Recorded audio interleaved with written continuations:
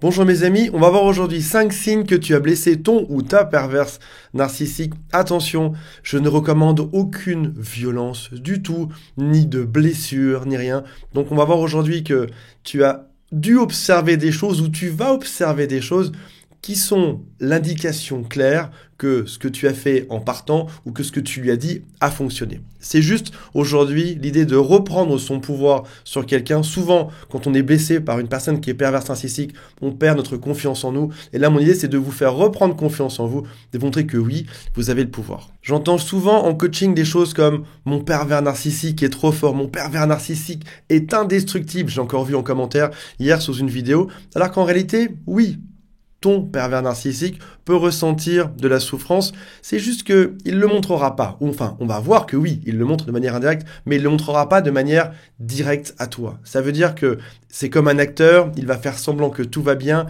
qu'il gère la situation et qu'il n'y a pas de problème. Mais encore une fois, on parle vraiment d'une personne qui cache, qui fait semblant de.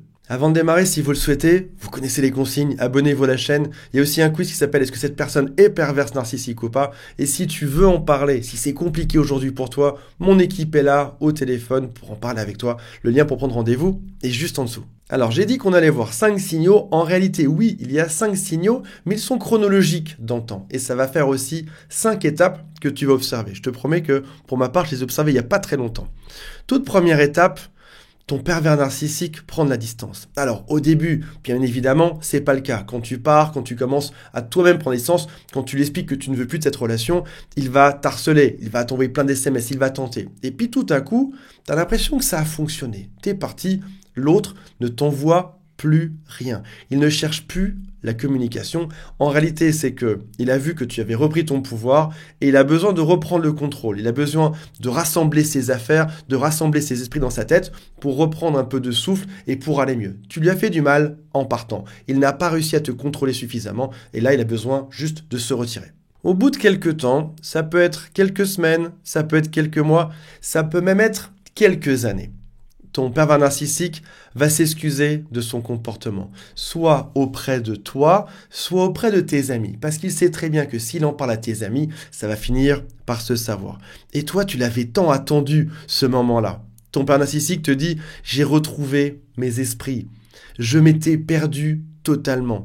Ou alors j'ai retrouvé ma forme, ou j'ai retrouvé mon corps, ou j'ai retrouvé mes sensations aujourd'hui. Ou alors j'ai remis de l'ordre dans ma vie. » Alors ce qu'il faut savoir dans ce type de phrases, c'est que on va bien les lire. Toutes ces phrases sont tournées d'une manière où on pourrait ajouter autre chose à la suite de ça. J'ai retrouvé mes esprits parce que l'autre m'a fait perdre mon esprit. Je m'étais perdu à cause de l'autre, à cause de toi en l'occurrence.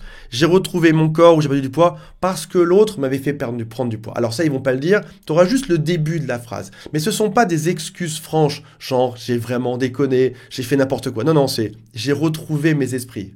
Entre parenthèses, je les avais perdus à cause de l'autre. Mais toi, t'attendais ce moment depuis si longtemps.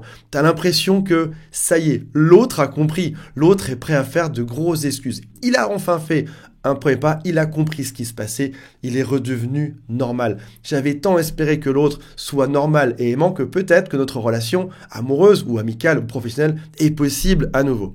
Mais c'est comme un chant des sirènes, il n'en est rien, rien du tout. Rappelez-vous de 2 choses. La première, c'est que vous avez longtemps attendu ce moment. Donc, ça veut dire qu'il arrive sur un terrain où il est déjà conquis. Vous avez attendu ses excuses, ce genre de phrase, et il le savait très bien. La deuxième, c'est que vous vous en voulez peut-être de vous être déjà fait avoir à l'époque. Et là, qu'est-ce qui va se passer? Vous risquez de vous faire avoir à nouveau. Troisième signal que vous leur avez fait du mal, et au passage, 3e étape, en réalité, les excuses se transforment. C'est de ta faute. Alors c'est marrant parce que au tout début, il revient, il en parle à tout le monde, il a retrouvé ses esprits, ça va mieux, il sait enfin comment faire pour être dans la bonne direction, et tout à coup, tu te rends compte que ces excuses se transforment. Au fur et à mesure qu'il parle à tes amis ou qu'il te parle à toi, il commence à t'inclure dedans, petit à petit. Un peu comme si ces excuses étaient un début de petite lune de miel. Et là, ça recommence comme avant. Oui, mais c'est de ta faute. Oui, mais t'as fait ça aussi. Oui, mais tu m'as poussé à me comporter comme ça. Tu m'as entraîné vers le bas. Donc, je me suis perdu, mais réalise bien que tu en es responsable d'une grande partie. Et puis, plus ça va aller, plus ça va être insistant, plus ce sera de ta faute. Seulement toi, t'es pas un lapin de 3 jours. Tu as compris la dynamique parce que tu regardes des vidéos YouTube, parce que tu regardes des livres, parce que tu as fait ton introspection. Cette personne ne t'aura pas. Alors là, il va faire quelque chose, il va tenter tes points fragiles. Parce que cette personne te connaît bien. Cette personne, c'est un expert en toi. Cette personne t'a étudié pendant des semaines, pendant des mois, pendant des années. Il connaît tes points forts. Il sait comment te faire agir. Il sait comment t'énerver. Il sait comment déclencher ta culpabilité. Il sait comment t'agacer. Il sait comment faire pour te critiquer et te rendre dingue. Toi, bien évidemment, tu te laisses pas avoir. Tu tentes de te contrôler. Tu coupes en te disant, en fait, j'ai cru encore une fois que l'autre avait changé. Ce n'est pas du tout le cas. Et là, il va se passer l'étape d'après. Et je fais cette vidéo juste pour ce dernier point, ce point numéro 5. Cette personne se moque de toi. Il va dire par exemple à son nouveau couple, regarde qui revient dans ma vie. Et là, il montre les messages de toi, les SMS de toi, ou les appels, sans montrer le détail, juste en montrant les quelques derniers messages. Par exemple, le message où tu deviens fou, le message où tu t'énerves, ou alors les 3 appels où tu es vraiment agacé, où ils n'ont pas répondu. Ils vont juste te montrer ça à leur nouveau partenaire. Regarde, ça y est, mon ex est encore fou de moi, mon ex revient dans ma vie. Même si c'est eux qui ont créé le contact initial. Mais ça, bien évidemment, ils vont pas le dire. Ils vont tout faire pour te rendre fou et après ça, ils vont montrer à tout ton groupe d'amis. Regarde ça. Tu vois, je t'avais dit, mon ex, c'est un enragé, c'est un fou, c'est une folle, c'est quelqu'un qu'il faut absolument fuir. Regarde le type d'SMS que je reçois encore aujourd'hui. Capture d'écran, on efface bien évidemment les messages d'avant, ceux où il te rend fou, il garde juste les derniers. Et ce qu'il faut savoir, c'est que ton pervers narcissique ou ta perverse narcissique est déjà passé à une autre ressource narcissique. Il y a déjà quelqu'un d'autre et il y aura encore quelqu'un après et encore quelqu'un après et encore quelqu'un après.